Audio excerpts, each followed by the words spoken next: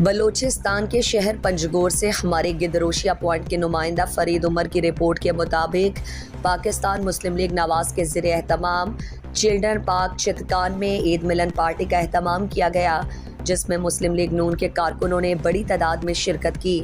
عید ملن پارٹی کے موقع پر مسلم لیگ نون کی نئی آرگنائزنگ کمیٹی بھی تشکیل دی گئی۔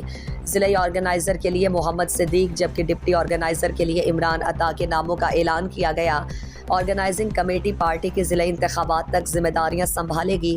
عید ملن پارٹی سے مسلم لیگ نون کے ڈویژنل صدر اشرف ساگر اور دیگر نے خطاب میں کہا کہ مسلم لیگ نون ملک کی خالق جماعت ہے جس نے مشکل دور میں اقتدار سنبھال کر ملک کو بحران سے نکالا۔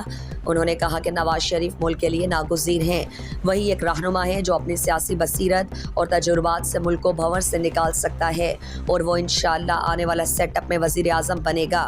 انہوں نے کہا کہ عوام مسلم لیگ کو سپورٹ کرے۔ مسلم لیگ ایک ملک گیر جماعت ہے جس میں چاروں صوبوں کی نمائندگی ہے۔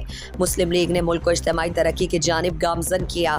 پنجگور میں مسلم لیگ کے دور میں کافی کام ہوئے تھے۔ مزید دلچسپ معلومات اور خبروں سے آگاہ ہونے کے لیے Gedrosia point facebook page, Instagram, Twitter کو فالو اور یوٹیوب چینل کو سبسکرائب کریں۔ بیل آئیکن بٹن دبانا نہ بھولیں